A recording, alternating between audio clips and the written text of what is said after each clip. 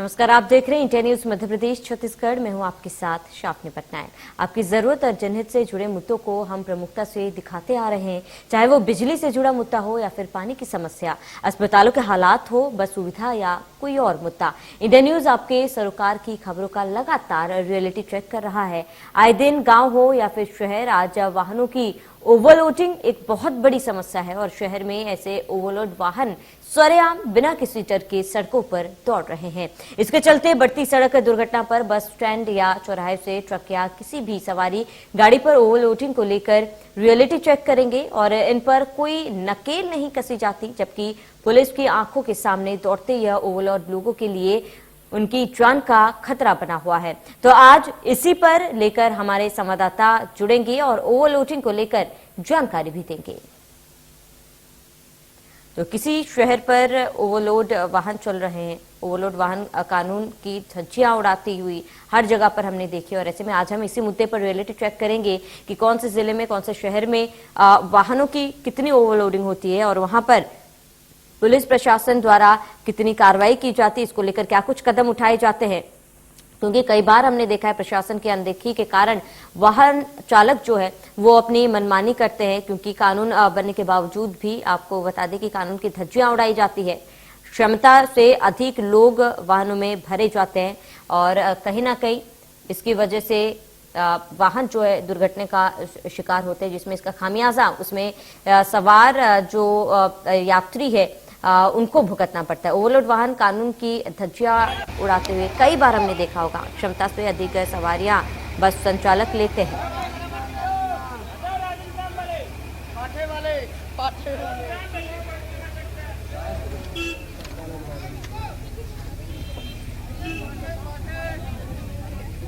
ज्यादा जानकारी के लिए संवाददाता अजीत हमारे साथ अनूपपुर से जुड़े हुए हैं, वहीं संजय ग्वालियर से जुड़े हुए। सबसे पहले अजीत, आपका रुख करूंगी।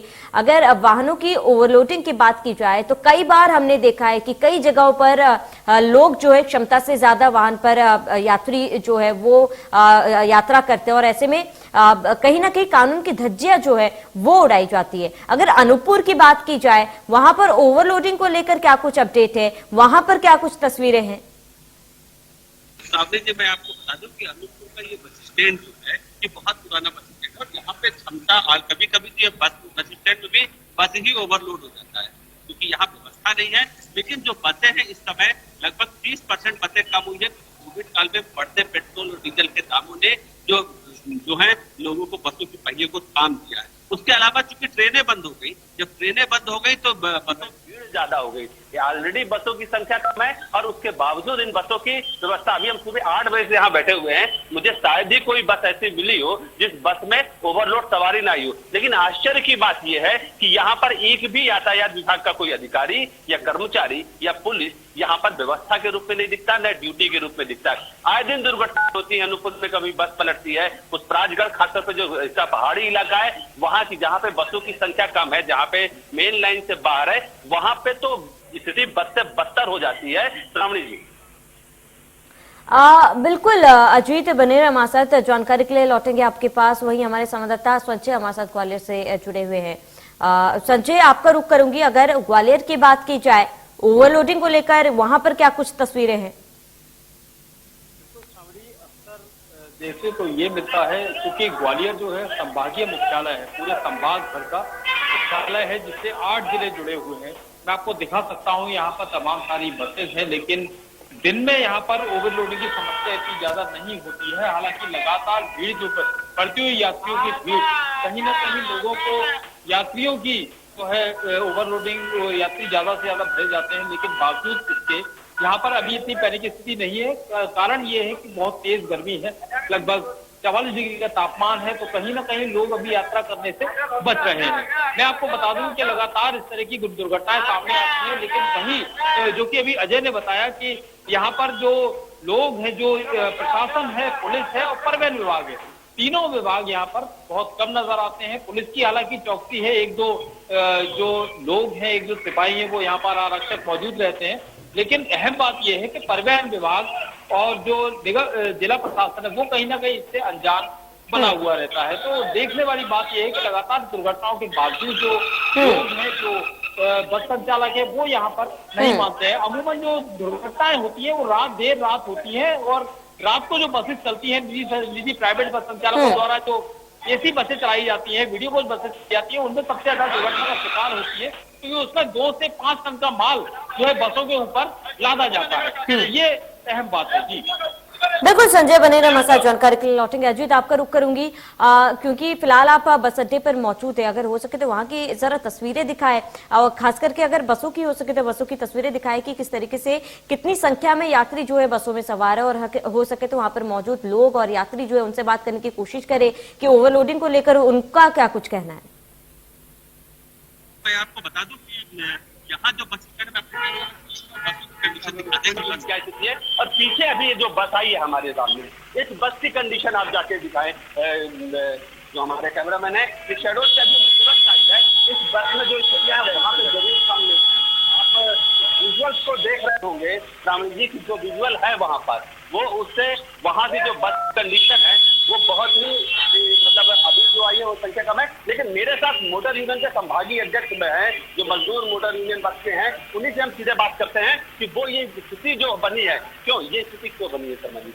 जो ओवरलोड की क्यों स्थिति बनी? ये ओवरलोड की स्थिति ये बनी है कि जब से ट्रेनें बंद हुई है और शादी ब्याह चल रही है, और शादी ब्याह में कोई मोटर मालिक बारात में दे दिया है, परमिट बारात में दे दिया है।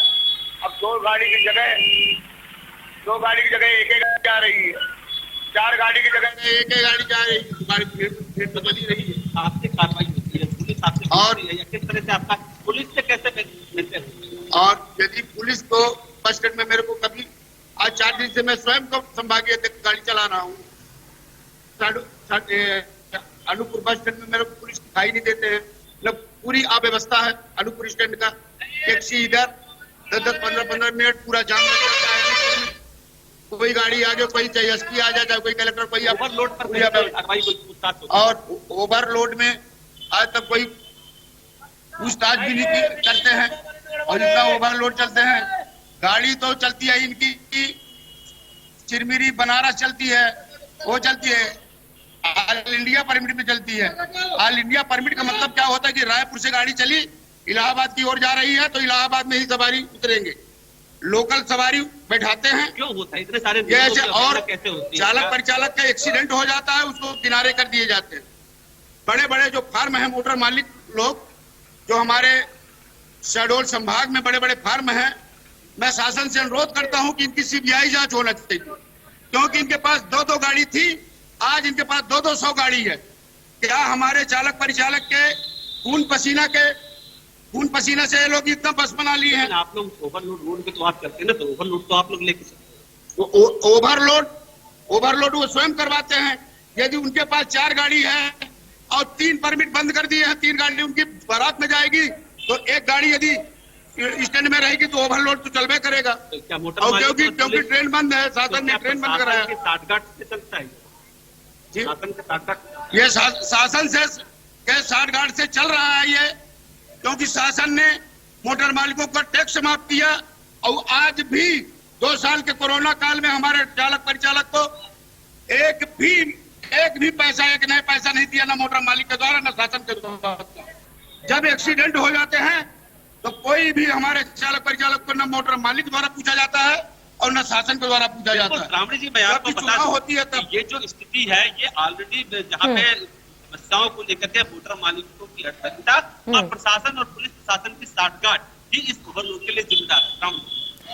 बिल्कुल अजीत, बने रहे हमारे साथ, जानकारी के लिए लौटेंगे आपके पास। वहीं संवाददाता संजय लगातार हमारे साथ बने हुए। संजय, जिस बस अड्डे पर फिलहाल आप मौजूद हैं, अगर हो सके तो वहां की कुछ तस्वीरें दिखाएं कि कितनी संख्या में यात्री जो है बस में सवार होते हैं, साथ ही अगर हो सके तो वहां की यात्रियों से बात करें कि ओवरलोडिंग को लेकर उनका क्या कुछ कहना है। मैं आपको यहाँ की तस्वीर दिखाना चाहूंगा, मैं अपने कैमरामैन से बोलूंगा बस की तस्वीर दिखा। बस की कितनी खस्ता हाल है, इस पर लिखा हुआ है मध्य प्रदेश परिवहन, आप देख सकते हैं, इस पर लिखा हुआ है मध्य प्रदेश परिवहन। उसकी हालत देख सकते हैं आप कि कितनी खस्ता हाल बस है, और इसमें यात्रा करना कहीं ना कहीं जान जोखिम में डालने जैसा हो सकता है लोगों के लिए। लेकिन अहम बात यह है कि लोगों को जाना है, अपने गंतव्य की तरफ जाना है, काम करना है, तो कहीं ना कहीं एक बड़ा सवाल भी उठता है। कुछ लोगों से बात करेंगे, इस तरीके से देखते हैं जी। आप कहाँ से आ रहे हैं, कहाँ जाएंगे? तो अभी तो हालांकि बस बहुत कम भरी हुई है, लेकिन अहम बात यह है कि किस तरीके से अमूमन जो बसेस होती हैं तो उसमें हालत इस बस की मेरे ख्याल से ठीक नहीं है, और जो ओवरलोड सवारी वगैरह होती है तो दुर्घटनाओं की आशंका बनी रहती है। कैसे क्या करेंगे?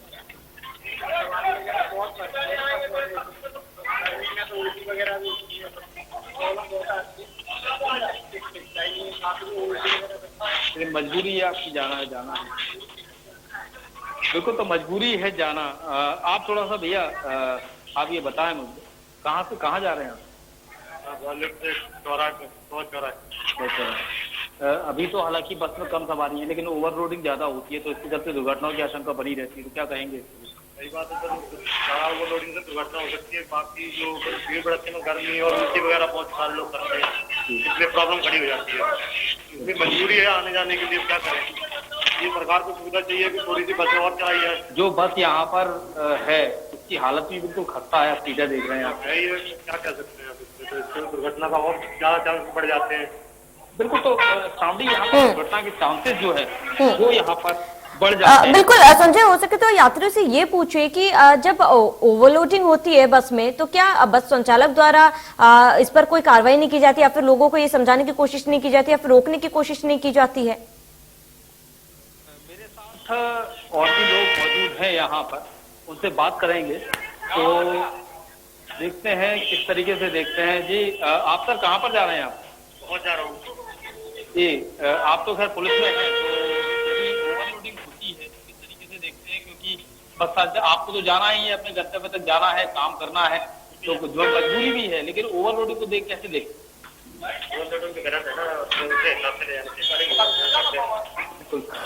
दुर्घटनाओं की आशंका भी बनी रहती है लगातार। तो जिस बस में आप सफर कर रहे हैं वो खस्ता हाल है, किसी से पूछिए। बिल्कुल, तो चाहे काम करने वाले हों, सरकारी कर्मचारी हों या बस जो यात्री हों, उनको कहीं ना कहीं परेशानी का सामना यहाँ पर करना पड़ता है, क्योंकि उन्हें गंतव्य तक जाना है, अपने काम पर जाना है। जी, बन जाती है लोगों की ऐसी बस यात्राएं करना। जी बिल्कुल संजय, बने रहे, मसाज जानकारी के लिए लौटेंगे। वही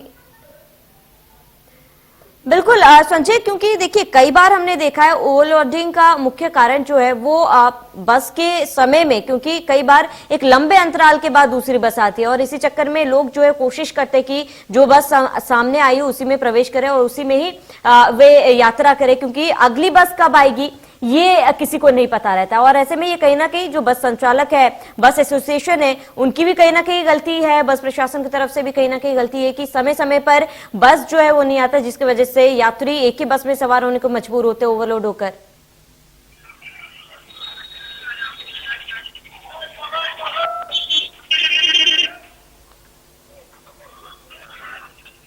संजय, क्या आप तक मेरी आवाज पहुंच पा रही है?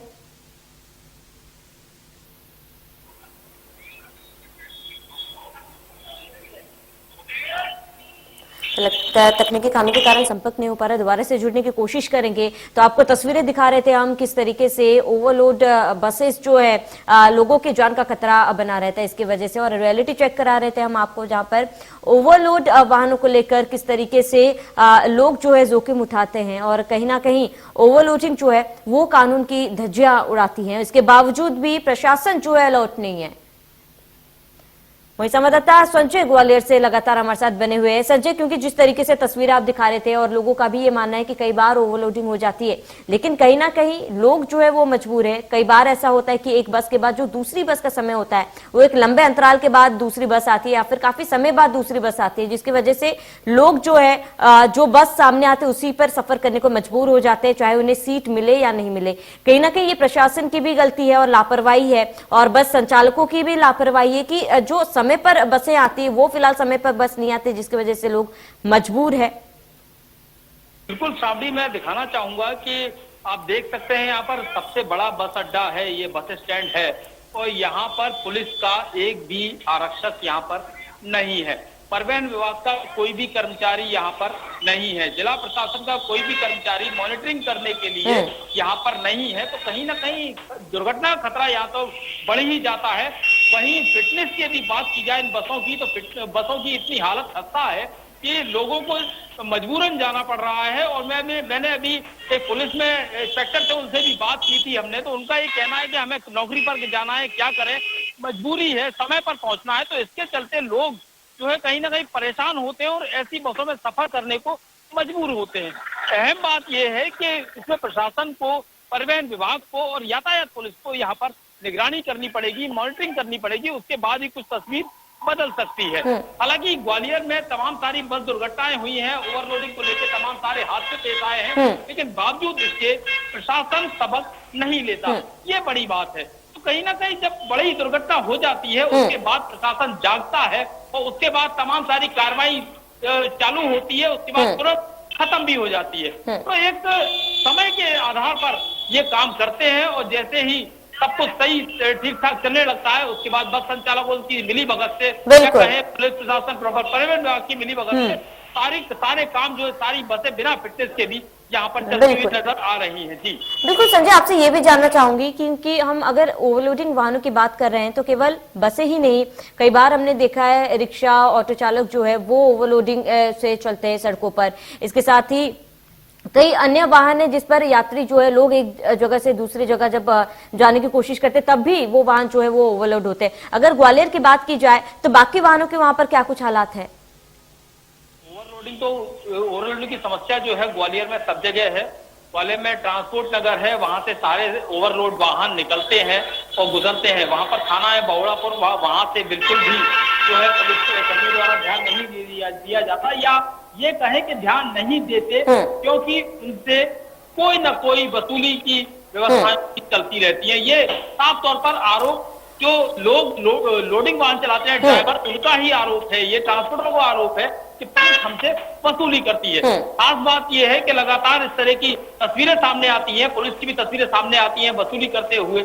और अहम बात यह है कि उसके बावजूद भी प्रशासन, पुलिस और परिवहन विभाग जो कि इसके लिए सीधे तौर पर जिम्मेदार है, वो नहीं जागते। और जिला प्रशासन की भी बात की जाए तो जिला प्रशासन में कभी कोई भी अधिकारी सड़कों पर नहीं होते, क्योंकि उन्हें एसी कमरों में बैठने से फुर्सत नहीं है। तो कहीं ना कहीं इससे पहले, हालांकि इससे 2 साल पहले जो दुर्घटना हुई थी, उसके बाद में मुकेश जैन जो परिवहन आयुक्त है मध्य प्रदेश के, वे और अरविंद सक्सेना जो कि एडिशनल कमिश्नर है, वे सड़कों पर उतरे थे और लगातार ग्वालियर चंबल संभाग में चेकिंग का अभियान चलाया था। लेकिन उसके बाद ये पूरा चेकिंग अभियान जो है वो बिल्कुल ठप हो गया। उसके बाद में जैसी स्थिति पहले थी उससे बदतर स्थिति अब यहाँ पर हो चुकी है। ओवरलोडिंग की बात करें तो क्या बड़े वाहन, क्या छोटे वाहन, सभी जगह जो ओवरलोडिंग की समस्या देखी जा रही है, वही कहीं ना कहीं यात्रियों की।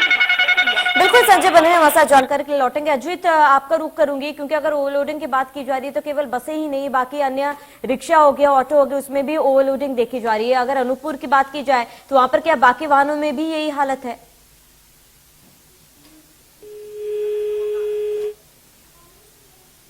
जो लगता है संपर्क टूट गया है।